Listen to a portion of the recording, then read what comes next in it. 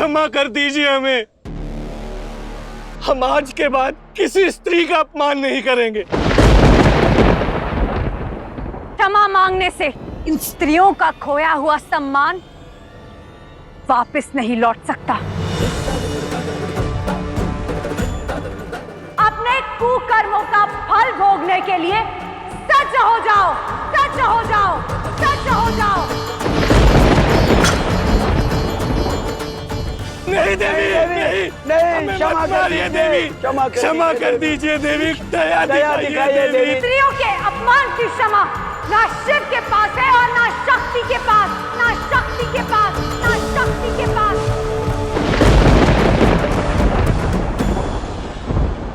नहीं देवी, नहीं।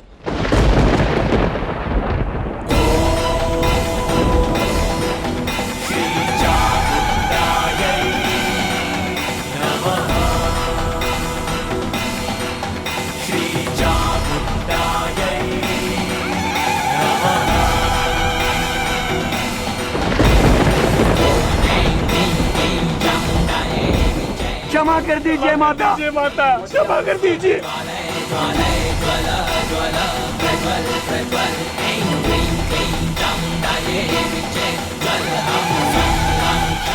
माता दे, माता दे, माता दे। असुरन, गुरुदेव, माता दे।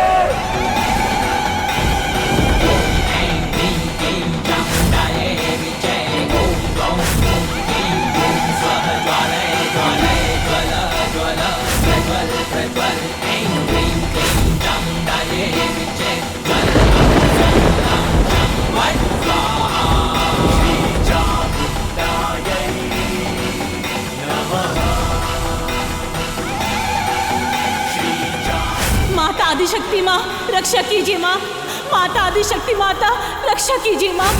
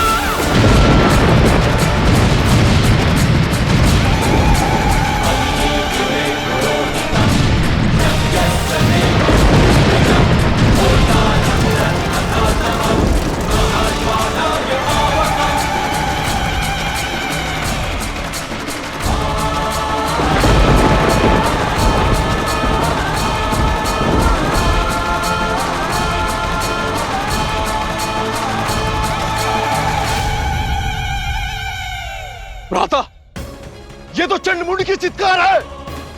अर्थात आदिशक्ति ने उन्हें मार डाला।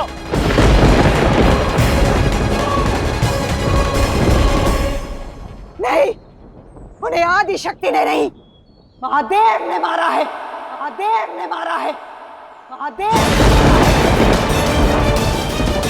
यदि महादेव गुरुदेव को ना निकलते तो आज चंडमुंड जिंदा होते और विजय हमारी होती।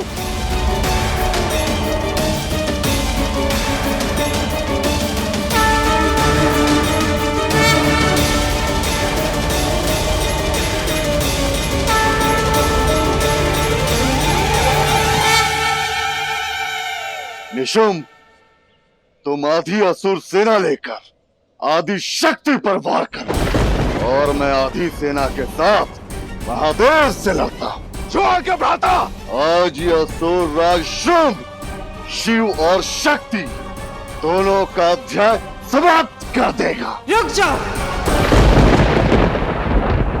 जिनसे लड़ने जा रहे हो शिव और शक्ति हैं।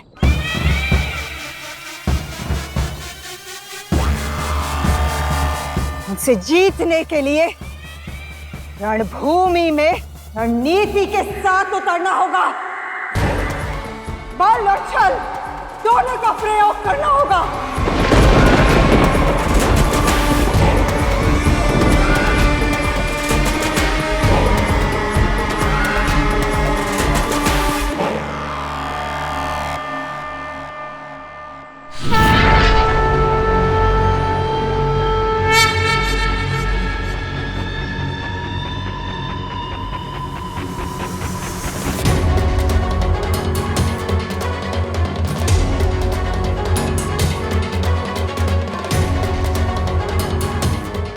शांत हो जाइए देवी।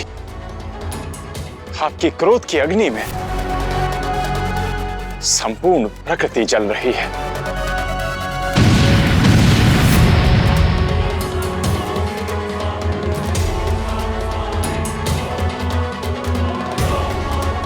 देवी, शांत हो जाइए देवी। देखिए, चंड मुंड का संहार हो चुका है, कृपया शांत हो जाइए आप। चंडमुंड की संहारिका को यह संसार चामुंडा के नाम से जानेगा, चामुंडा के नाम से जानेगा, चामुंडा के नाम से जानेगा।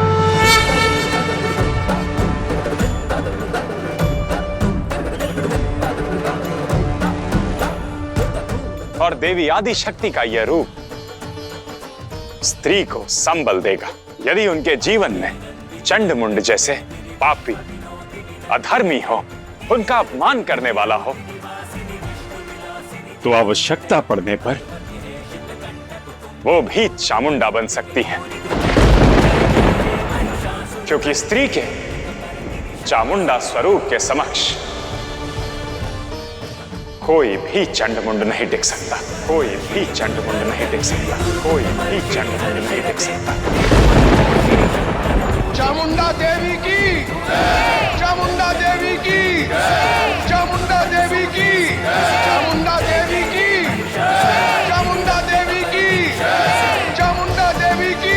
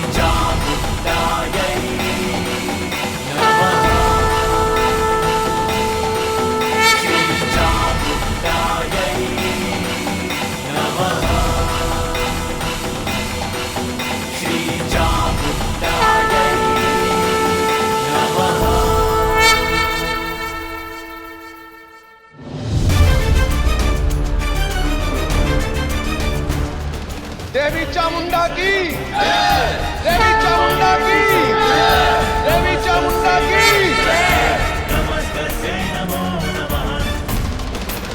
रुक जाओ शुक्राचार्य, अन्यथा उनसे पहले तुम्हारा अंत होगा। देवी, आप अपना कर्तव्य निभाइए, मैं अपना कर्तव्य निभाता हूं।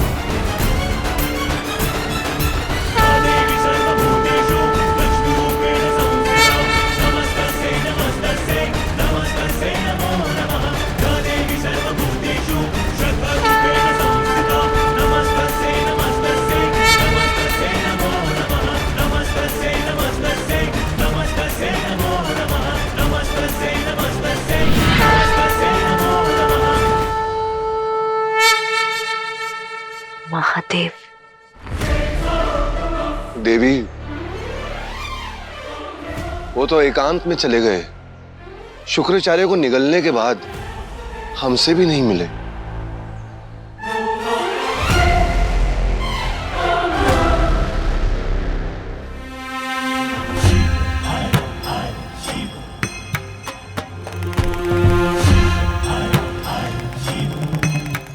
तुम मेरे परम भक्त और शिष्य दोनों हो शुक्राचार्य, किंतु अब मेरे पास तुम्हें रोकने का, देवी के उद्देश्य में बाधा ना बनने देने का केवल एक ही मार्ग बचा है।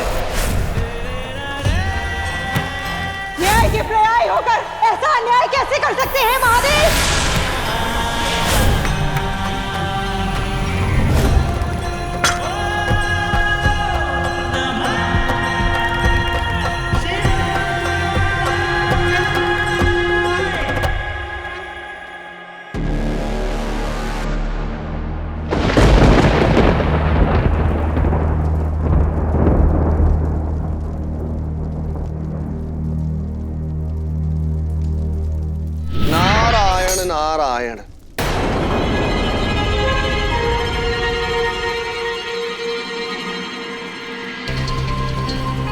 जलती हुई चिताओं के आसपास की शांति ही एकांत,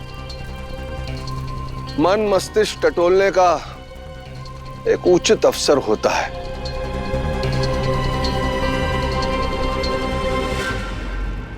आप असुरों के उत्थान के लिए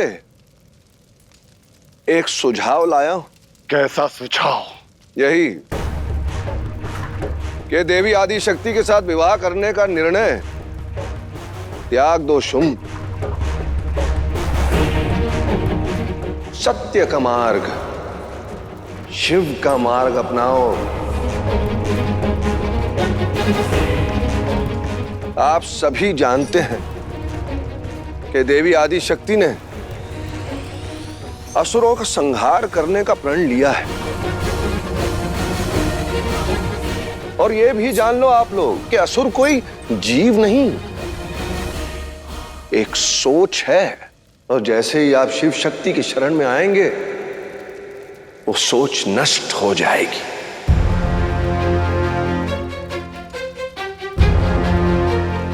देवी आदि शक्ति का प्रण पूर्ण हो जाएगा और आप सबके प्राण बच जाएंगे। अब निर्णय आप लोगों का है। जीवन का उत्सव चाहते हो या मृत्यु का शोक?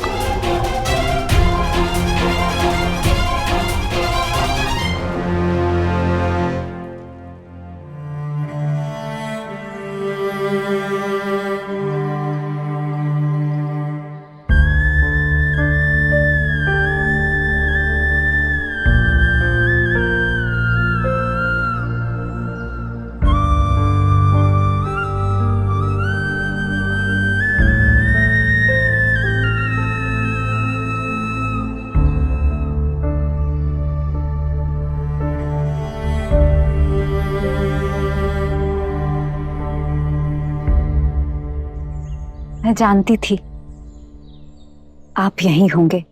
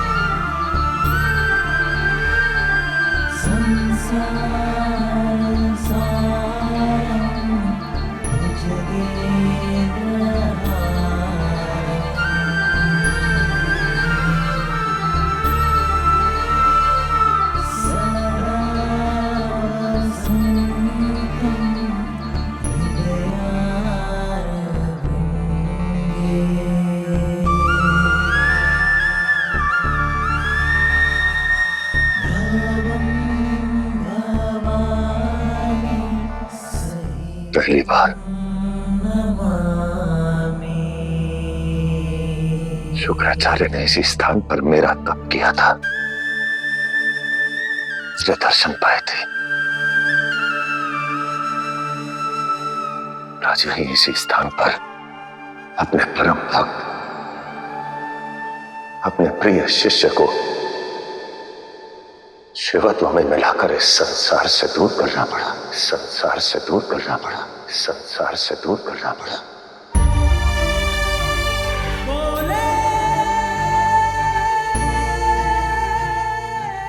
निगलना पड़ा।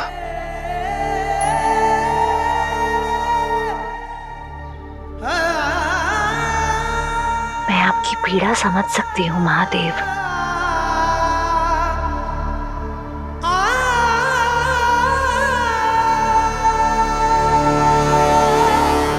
कर्तव्य और भावनाओं के इस भंवर में यदि कोई संतुलित है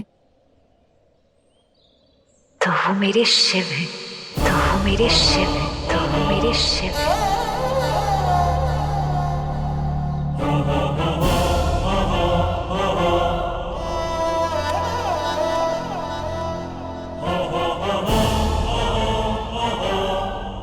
जब आपने ब्रह्मदेव का सर काटा था तब भी आपकी आंखों में ऐसे ही आंसू थे।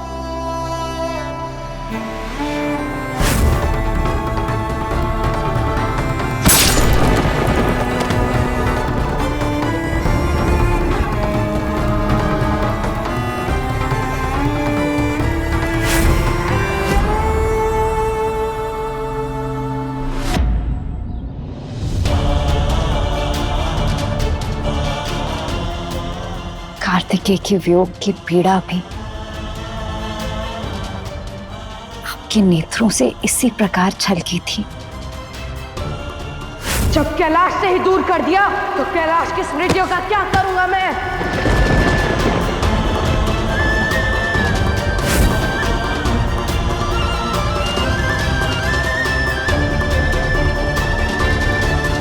और आज शुक्राचार्य का कष्ट भी आपको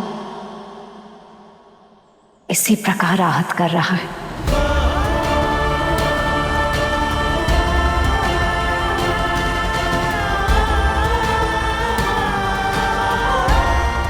किंतु महादेव,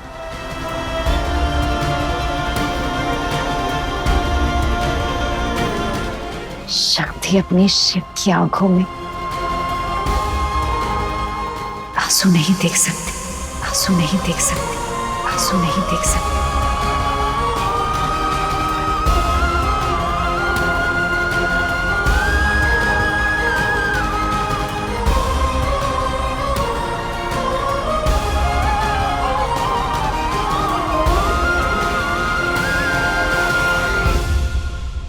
मैं कुछ क्षण यहीं रुकूंगा देवी।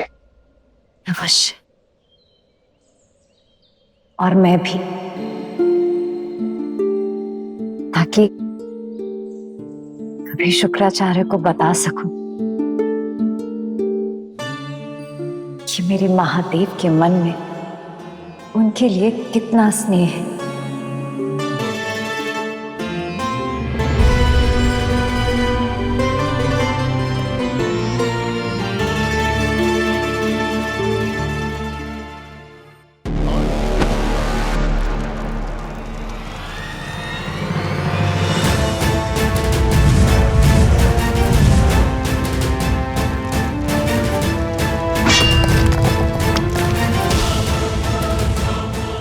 यदि युद्ध में मारे गए तो यहां मेरी और वहां मेरे भाई निशुंभ की चिता जला देना, किंतु युद्ध में पीछे हटने की बात फिर कभी मत करना।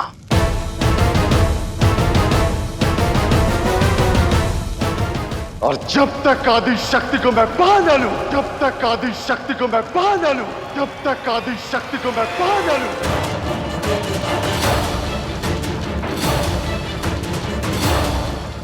तब तक मैं शांत नहीं बैठूंगा।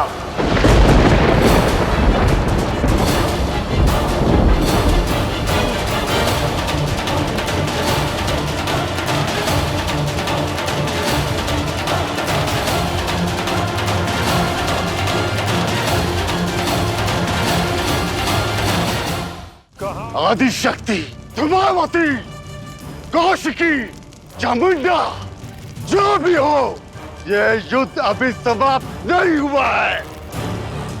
तुम नहीं जीती हो और न ही मैं हारा हूं। उचित कहा शुंभ।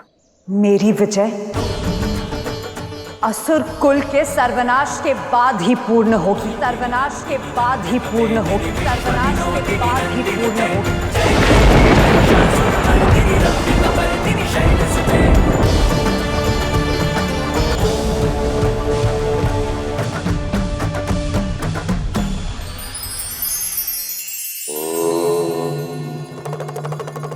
संसार मानता है कि रूप, धन और विद्या, इन तीनों में से जिसके पास भी एक है वो भाग्यशाली है।